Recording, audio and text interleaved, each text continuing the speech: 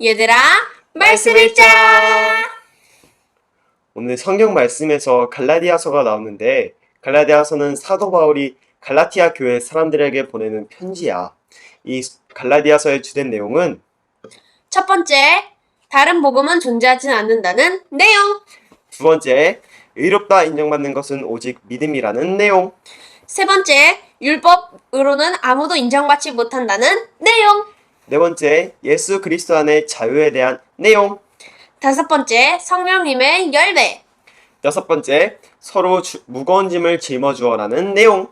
마지막 일곱 번째는 우리가 자랑할 것은 십자가뿐이라는 내용이야. 그럼 오늘도 말씀을 읽으러 가볼까? 고고! 짜잔! 말씀 읽고 돌아왔어. 오늘 본문이 너무 어려워가지고 2시간 넘게 엄마랑 온이랑 같이 서로 회의도 해보고 생각도 해보고 해봤는데 내가 이해한 만큼 설명 잘 해볼게. 바울이 율법으로서는 아무도 하나님 앞에서 의롭다고 인정받지 못한다고 했어. 율법을 다 지키는 것도 어려울 뿐더러 다 지키더라도 율법을 주신 하나님의 마음과 이유에 맞게 살아가는 것은 아예 불가능하기 때문이야. 하나라도 안 지키면 결국 죄인이 될 뿐이잖아. 아무리 몸에 할례를 해서 하나님의 백성임을 표시하고 말씀 읽고 헌금하고 예배에 참여해도 모든 순간 하나님의 뜻대로 살 수 없어. 나의 삶에 적용해보면 나는 엄마 아빠를 사랑하지만 엄마 아빠가 원하는 대로 살 수는 없는 거잖아. 예를 들면은 엄마 아빠는 동생과 사이좋게 지내길 원하는데 나랑 동생은 사소한 것에도 서로 시비 걸고 싸우고 티격태격 하잖아. 근데 예수님께서 오셔가지고 우리 죄를 용서해 주셨어. 이 용서해 주심으로써 율법의 저주에서 건져내 주신 거지. 계속 죄인으로만 살지 않도록 말이야. 그래서 십자가는 예수님의 사랑이고 우리의 자랑이라고 느껴졌어. 좀 어색하고 서툴긴 한데 너희에게 도움이 되었길 바래. 화이팅! 나는 성령의 열매를 읽으면서 내가 기쁨이나 사랑 같은 성령의 열매는 충만하다고 생각했는데 절제하는 거나 오래 참음이 많이 부족한 것 같았어. 맨날 말투마다 어쩔 TV, 어쩌라고 막 이런 말투를 사용했는데 이젠 가족들이나 친구들에게 그런 말을 사용하지 않고 절제와 오래 참음의 열매를 맺도록 노력해볼게. 너희들도 한번 점검해보면 좋을 것 같아. 그럼 이제 말씀을 읽을까? 화이팅! 갈라디아서 1장에서 2장 10절. 바울입니다. 사도입니다. 사도가 된 것은 사람들을 시켜서 된 일도 아니고 어떤 한 사람을 통해서 된 일도 아닙니다. 예수 그리스도님과 하나님 아버지, 곧 예수님을 죽은 사람들 가운데서 일으켜 살리신 분을 통해서 된 일입니다. 나 바울과 또 나와 함께 있는 모든 형제 자매들이 갈라티아 지역에 있는 여러 교회에 이 편지를 보냅니다. 은혜와 평화가 여러분에게 하나님 우리 아버지와 주 예수 그리스도님으로부터 내리기를 빕니다. 주 예수 그리스도님은 자기 자신을 우리의 죄값으로 내주셨습니다. 그것은 우리 하나님 아버지의 뜻을 따라 우리를 악이 지배하는 지금 세대에서 건져내 주시기 위해서였습니다. 하나님께 영광이 영원히 있기를 빕니다. 아멘. 내가 놀랄 일입니다. 그리스도님의 은혜로 여러분을 불러주신 분을 떠나 이렇게나 빨리 다른 복음으로 넘어가고 있는 꼴이라니요. 그 다른 복음이라는 것은 실제로는 존재하지 않습니다. 다만 몇몇 사람들이 여러분을 혼란에 빠뜨리고 그런 그리스도님의 복음을 왜곡시키려 하고 있을 뿐입니다. 그러나 우리 자신들이든 하늘로부터 온 천사이든 우리가 여러분에게 전한 복음과 다른 것을 여러분에게 복음으로 전한다면 그는 저주를 받아야 합니다. 우리가 전에 말했듯이 지금도 내가 다시 말합니다. 여러분이 받은 것과 다른 것을 어떤 사람이 여러분에게 복음으로 전한다면 그는 저주를 받아야 합니다. 지금 내가 사람들을 설득하는 겁니까? 하나님을 설득하는 겁니까? 내가 사람들 기분을 맞추려고 애쓰고 있습니까? 내가 아직도 사람들 기분을 맞추려 하고 있다면 나는 그리스도님의 종이 아닙니다. 형제자매 여러분, 내가 여러분에게 알려드립니다. 내가 전한 복음은 사람이 지어낸 것이 아닙니다. 내가 어떤 사람한테서 그것을 전해받은 것도 아니고 배운 것도 아니기 때문입니다. 예수 그리스도님의 나타나심을 통해서 받은 것입니다.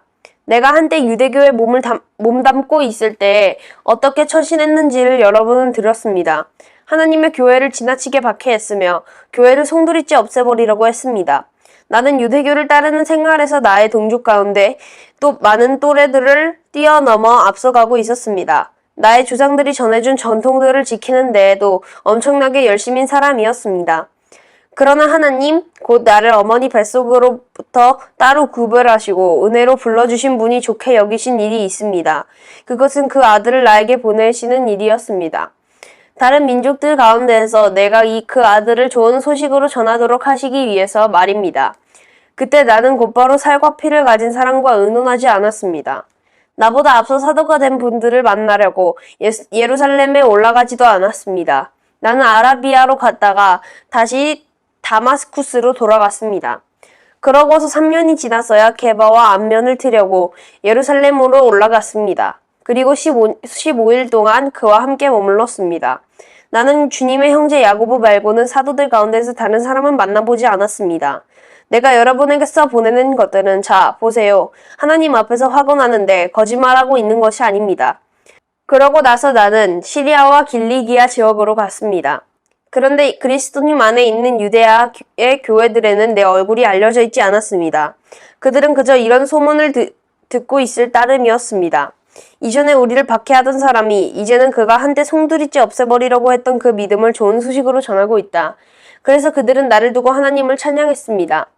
그러고 14년이 지나서 나는 바르바나와 함께 다시 예루살렘으로 올라갔습니다. 디도도 같이 데리고 갔습니다. 내가 올라간 것은 계시에 따른 것이었습니다. 나는 그들에게 다른 민족들 가운데에서 선포하는 복음을 내놓고 설명했습니다. 유력 인사들에게는 따로 만나 설명했습니다. 어떻게 해서든 내가 달리고 있거나 달려온 것이 헛일이 되지 않도록 하려는 것이었습니다. 그러나 나와 함께한 디도는 그리스 사람이었지만 할례 받도록 강요당하지 않았습니다. 할례 문제가 제기된 것은 슬그머니 들어온 거짓 형제들 때문이었습니다. 그들은 그리스도 예수님 안에서 우리가 누리는 자유를 몰래 엿보려고 슬그머니 들어온 사람들입니다. 우리를 노예로 만들어버리려고요. 우리는 그들에게 잠깐이라도 굴복하여 물러서지 않았습니다. 복음의 진리가 여러분 곁에 내내 머물러 있도록 그렇게 한 것입니다. 나는 뭔가 유력하다는 그 사람들한테 영향을 받지 않았습니다. 그들이 한때 어떤 사람이었든지 그것은 나에게 전혀 중요하지 않습니다. 하나님은 사람을 겉모습으로 판단하지 않으십니다. 나에게 그 유력 인사들이 더 보태라고 제안한 것은 아무것도 없었으니까요. 도리어 그들은 내가 할례받지 않은 사람들에게 전할 복음을 맡았다는 사실을 알아보았습니다. 베드로가 할례받은 사람들에게 전한 복음을 맡은 것과 마찬가지로요. 할례받은 사람들을 위한 사도 직무를 맡도록 베드로에게 능력을 주신 분이 다른 민족들을 위해 일하도록 나에게도 능력을 주셨기 때문입니다. 하나님이 나에게 주신 은혜를 야고보와 게바와 요한, 곧 기둥같이 여겨지는 사람들도 알아차렸습니다. 그래서 그들이 나와 바르나바에게 사귐의 표로 오른손을 내밀었습니다. 그렇게 하여 우리는 다른 민족들에게로, 그들은 할례받은 사람들에게로 가게 되었습니다. 그들이 우리에게 부탁한 단 한 가지는 가난한 사람들을 기억해달라는 것입니다. 그런데 그것은 나도 힘써 해오던 바로 그 일이었습니다. 갈라디아서 2장 15절부터 6장. 우리는 태어날 때부터 유대아 사람들이지 다른 민족 출신의 죄인들이 아닙니다. 그렇지만 우리가 알고 있습니다. 사람이 의롭다고 인정받은 것은 율법의 행위들의 기초에서 되지 않고 오직 예수 그리스도님을 믿어야 된다는 것을요. 그렇게 우리 자신들도 예수 그리스도님을 믿었습니다. 그것은 율법의 행위들의 기초에서가 아니라 그리스도님을 믿는 믿음의 기초에서 의롭다고 인정받기 위해서였습니다. 율법의 행위들의 기초에서는 어느 누구도 의롭다고 인정받지 못할 것이기 때문입니다. 그리스도님 안에서 의롭다고 인정받으려고 애를 쓰다가 우리 자신들도 죄인들로 밝혀진다고 합시다. 그러면 그리스도님이 죄를 섬기신 것입니까? 절대로 그럴 수 없습니다. 내가 허물어버렸던 이것들을 다시 세운다면 나 자신이 엇나간 사람이라는 것을 보여주는 것이니까요. 나는 율법과의 관계에 대해서는 율법을 통해 죽었습니다. 그것은 하나님을 위해 살기 위해서였습니다. 나는 그리스도님과 함께 십자가에 못 박혀 매달렸습니다. 이제 더는 내가 살고 있는 것이 아니라 그리스도님이 내 안에서 살고 계십니다. 이제 내가 육신 안에서 사는 삶은 믿음 안에서 살고 있는 것입니다. 하나님의 아들, 곧 나를 사랑하시고 나를 위해서 자신을 넘겨주신 분을 믿는 믿음에서요. 나는 하나님의 은혜를 밀어내버리지 않습니다. 의롭다고 인정받는 것이 율법으로 되는 일이라면 그리스도님은 헛되이 돌아가신 것이니까요. 아, 생각 없는 갈라티아 사람들, 누가 여러분을 흘렸습니까? 여러분 눈앞에 예수 그리스도님이 십자가에 매달리신 모습으로 생생히 나타나 계시는데도요. 여러분한테서 이것 하나만은 알아보고 싶습니다. 율법의 행위들의 기초에서 여러분이 성령을 받았습니까? 또는 듣고 믿은 것의 기초에서 받았습니까? 여러분이 이렇게도 생각이 없습니까? 성령을 힘입어 시작했다가 이제는 몸뚱이로 끝내려고 합니까? 여러분이 그렇게 많은 경험을 헛되이 한 것입니까? 정말로 헛되었단 말입니까? 그러면 여러분을 도와 성령을 주시고 여러분 가운데서 기적을 일으키시는 분이 그렇게 하시는 것은 무엇의 기초에서입니까? 여러분의 율법의 행위들입니까? 또는 여러분이 듣고 믿은 것입니까? 아브라함이 하나님을 믿으니 하나님이 이를 보시고 그를 의롭다고 여겨주셨다 라고 한 것과 같습니다. 그러면 여러분은 알아두십시오. 믿음의 기초에서 사는 사람들, 이 사람들이 아브라함의 아들, 딸들입니다. 성경은 미리 내다보았습니다. 믿음의 기초에서 하나님이 다른 민족 사람들을 의롭다고 인정해 주신 것을요. 그래서 아브라함에게 미리 좋은 소식을 이렇게 전해 주었던 것입니다. 모든 민족이 내 덕택에 복 받을 것이다. 그래서 믿음의 기초에서 사는 사람들이 믿음의 사람 아브라함과 함께 복을 받습니다. 율법의 행위들의 기초에서 사는 사람들은 누구나 다 저주 아래에 있습니다. 성경에 이렇게 적혀 있기 때문입니다. 저주 아래 있다. 율법 체계에 적혀 있는 것. 전부의 테두리 안에 머물러 있으면서 그것들을 실행하지 않는 사람들은 모두 율법으로는 아무도 하나님 앞에서 의롭다고 인정을 받지 못하는 것이 분명합니다. 의인은 믿음의 기초에서 살 것이다 라고 했기 때문입니다. 율법은 믿음에 기초한 것이 아닙니다. 그러나 율법 규정들을 실행하는 사람들은 그것들 덕분에 살아갈 것이다 라고 했습니다. 그리스도님이 값을 치르고 우리를 율법의 저주에서 풀어주셨습니다. 우리를 위해서 저주를 받으심으로써 성경에 이렇게 적혀있기 때문입니다. 나무에 매달린 사람은 모두 저주받은 사람이다. 그리하여 그리스도 예수님 안에서 다른 민족들한테도 아브라함의 복이 이르게 하려는 것이었습니다. 약속하신 성령을 우리가 믿음을 통해서 받게 하시려는 것이었습니다. 형제자매 여러분, 일상생활의 예를 들어 한번 말해보겠습니다.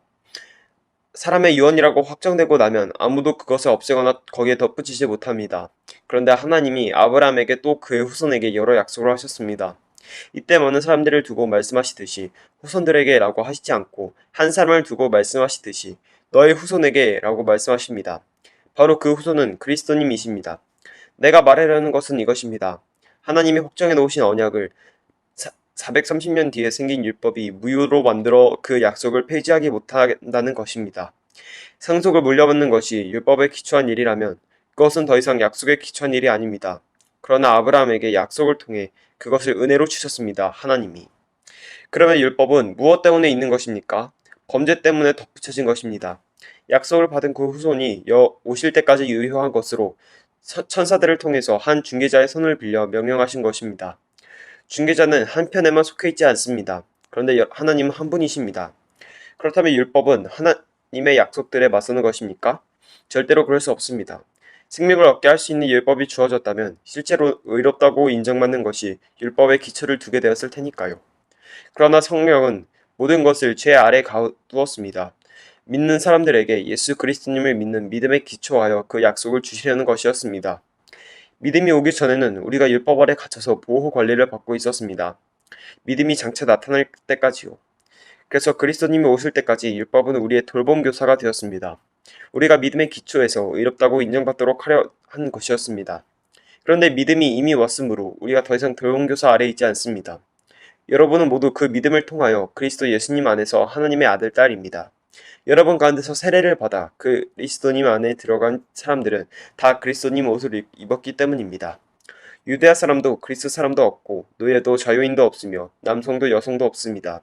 여러분 모두는 그리스도 예수님 안에서 하나님이기 때문입니다. 여러분이 그리스도님의 사람이면 그러면 여러분은 아브라함의 후손들입니다. 약속에 따라 정해진 상속자들입니다. 내 말은 상속자가 미성년인 동안에는 그가 종과 조금도 다르지 않다는 것입니다. 그가 모든 것의 주인이라 하더라도요. 도리어 그는 아버지가 정해놓은 날까지는 후견인과 집 관리인 밑에 있습니다. 우리 자신들도 이와 마찬가지입니다. 우리가 미성년이었을 때 우리는 세상의 초보 원리들 밑에 종이 되어 있었습니다. 그러나 때가 찬 시점이 왔을 때 하나님이 자신의 아들을 내보내셔서 여자한테서 나게 하시고 율법 아래 놓이게 하셨습니다. 율법 아래 놓여있는 사람들을 값을 치르고 풀어주기 위해서였습니다. 우리가 아들, 딸로 입양되도록 하시기 위해서 말이지요. 그런데 여러분은 하나님의 아들, 딸이므로 하나님이 자기 아들의 영을 우리 마음에 내보내셨습니다. 그 영이 아빠, 곧 아버지 하고 외칩니다. 그러므로 그대는 더 이상 종이 아니라 아들, 딸입니다. 아들, 딸이면 상속자이기도 합니다. 하나님이 그렇게 정하신 것입니다. 그러나 그때는 여러분이 하나님을 알지 못해서 본디 하나님 아닌 것들에게 종살이 했습니다. 그런데 이제는 여러분이 하나님을 알게 되었습니다. 아니, 오히려 여러분은 하나님이 아시는 사람이 되었습니다. 그런데 어떻게 여러분이 부실하고 빈약한 초보 원리들로 다시 되돌아가 그것들에게 다시 새로 종살이 하려고 하는 것입니까? 여러분이 날들과 달들과 절기들과 해들을 지킵니다. 나는 여러분 일로 두렵습니다. 여러분을 위해 내가 수고한 것이 아니라 헛수고가 되지 않을까 해서요. 여러분은 나처럼 되십시오. 나도 여러분처럼 되었으니까요. 형제자매 여러분, 내가 여러분에게 매달려 뵙니다. 여러분은 나에게 아무런 불의를 저지르지 않았습니다. 여러분은 알고 있습니다. 내 육신의 병약함이 계기가 되어 내가 지난번에 여러분에게 복음을 전하게 되었습니다. 내 육신은 여러분에게 시험거리가 될 것이었지만 여러분은 나를 업신여기지도 침뱉어 내치지도 않았습니다. 도리어 여러분은 나를 하나님의 천사처럼 그리스도 예수님처럼 맞아주었습니다. 그런데 여러분이 느꼈던 그 복된 감격이 지금은 어디에 있습니까? 내가 여러분에게 증언하는데 할 수만 있었다면 여러분은 여러분의 눈이라도 뽑아서 나에게 주었을 것입니다. 그런데도 내가 이제 여러분에게 진리를 말하기 때문에 여러분의 원수가 되었습니까? 그들이 여러분 마음을 얻으려고 열심을 내고 있지만 좋은 뜻으로 그러는 것이 아닙니다. 오히려 그들은 여러분을 나에게서 떨어뜨려 놓고 싶어 합니다. 그래서 여러분이 자기네들을 위해 열심히 내도록 하려는 겁니다. 좋은 일에 열심을 내는 것은 언제든지 좋습니다. 내가 여러분 곁에 있을 때만 그런 것이 아닙니다. 나의 자녀 여러분, 여러분을 두고 내가 다시 아이를 낳는 고통을 겪고 있습니다. 여러분 가운데서 그리스도님의 모습이 이루어질 때까지 그렇습니다. 나는 지금 당장 여러분 곁에 있게 되어 내 목소리 어조를 바꿀 수 있기를 바랍니다. 내가 여러분 문제를 어떻게 처리해야 할지 몰라 당황스럽기 때문입니다. 나에게 말해보십시오. 율법 아래 있고 싶어하는 여러분, 여러분은 율법이 말하는 것을 듣고 있지 않습니까? 성경에 이렇게 적혀 있습니다. 아브라함에게는 아들이 둘이 있었는데 하나는 여자의 종한테서 태어났고 다른 하나는 자유로운 여자한테서 태어났다고요. 여자 종한테서 난 아들은 육신을 따라 태어났고 자유로운 여자한테서 난 아들은 약속을 통해서 태어났습니다. 이것들은 비유로 하는 말입니다. 이 여자들은 두 개의 언약을 가리키기 때문입니다. 하나는 시나이산에서 종살이하는 자식을 낳았는데 바로 하갈입니다. 하갈은 아라비아에 있는 시나이산입니다. 그것은 지금의 예루살렘에 해당합니다. 그가 자기 자녀들과 함께 종살이하고 있으니까요. 그런데 하늘에 있는 예루살렘은 자유롭습니다. 바로 그는 우리 어머니입니다. 성경에 이렇게 적혀 있으니까요. 기뻐하여라 아이를 낳지 못하는 여자야. 목청껏 외쳐라 아이 낳는 고통을 겪어보지 못한 여자야. 홀로 버려진 여자의 자식들이 남편을 둔 여자의 자식들보다 오히려 많기 때문이다. 형제자매 여러분, 여러분이야말로 이삭처럼 약속의 자녀들입니다. 그러나 그때 육신을 따라 난 아들이 성령님을 따라 난 아들을 받게 했습니다. 지금도 그러합니다. 그러나 성경은 무엇이라 말합니까? 여자 종과 그 아들을 내쫓도록 하세요. 여자 종의 아들이 자유로운 여자의 아들과 함께 성속을 받지는 못할 테니까요. 따라서 형제자매 여러분, 우리는 여자의 종이 아니라 자유로운 여자의 자녀들입니다. 자유를 누리도록 하시려고 그리스도님이 우리를 자유롭게 하셨습니다. 그러므로 굳게 서서 자신의 종살이의 멍에를 매지 마십시오. 보십시오. 나 바울이 여러분에게 말합니다. 여러분이 할례를 받는다면 그리스도님은 여러분에게 아무런 소용이 없을 것입니다. 그러나 할례 받는 사람에게 일일이 내가 다시 증언합니다. 할례 받은 사람은 율법 전체를 실행할 의무가 있습니다. 여러분은 그리스도님하고는 상관없어졌습니다. 율법으로 이롭다고 인정받으려는 여러분은요. 여러분은 은혜에서 떨어져 나갔습니다. 우리 자신들은 성령을 힘입어 믿음의 기초에서 희망하는 것, 곧 의롭다고 인정받는 것을 간절히 기다리고 있습니다. 그리스도 예수님 안에서는 할례를 받을 것이나 할례를 받지 않는 것이나 별 의미가 없습니다. 도리어 의미 있는 것은 사랑을 통해 작용하는 믿음입니다. 여러분은 잘 달려오고 있습니다. 그런데 누가 여러분을 가로막아서 진리를 따르지 못하게 했습니까? 그런 부추김은 여러분을 부르신 분한테서 나온 것이 아닙니다. 적은 누르기 반죽덩이 전체를 부풀리게 합니다. 나로서는 주님 안에서 여러분에 대해 확신하고 있습니다. 여러분이 다른 무슨 생각을 품는 일은 전혀 없을 것이라고요. 여러분을 혼란에 빠뜨린 사람은 심판을 떠안을 겁니다. 그가 누구든 그렇습니다. 형제자매 여러분, 내가 아직도 할례를 선포하고 있다면 왜 아직도 박해를 받고 있겠습니까? 그렇다면 십자가라는 걸림돌은 벌써 치워졌을 것입니다. 여러분을 뒤흔들어 놓은 사람들이 스스로 그것을 잘라버렸으면 좋겠습니다. 형제자매 여러분, 여러분은 자유를 누리도록 부르심을 받았습니다. 그러나 다만 여러분은 그 자유를 몸뚱이의 욕망을 채울 기회로 삼지 말고 오히려 사랑으로 서로 종로를 타십시오. 율법 전체는 이 한 말씀 속에 요약되어 있습니다. 그 말씀은 너의 이웃을 너 자신처럼 사랑하라 하신 것입니다. 여러분이 줄곧 서로 무릎 뜯고 삼킨다면 서로 망해버리고 말 테니 조심하십시오. 이제 내가 말합니다. 여러분은 성령님께 이끌려 살아가십시오. 그러면 몸뚱이의 욕망을 채우는 일은 절대 없을 것입니다. 몸뚱이가 욕망하는 것은 성령님에 반대하고 성령님은 몸뚱이에 반대하시니까요. 이것들은 서로 맞서 있기 때문입니다. 그래서 여러분이 바라는 것이 무엇이든 그것들을 실행하지 못하게 합니다. 여러분이 성령님께 이끌려 살면 여러분은 율법 아래 있지 않습니다. 이제 몸뚱이의 일들은 분명합니다. 그것들은 음란한 짓, 깨끗하지 못함, 멋대로 놀아남, 우상 숭배, 주술, 적개심, 다툼, 질투, 분노, 자기만 생각함, 분쟁, 분열, 시샘, 술 취함, 흥청망청함과 그 비슷한 것들입니다.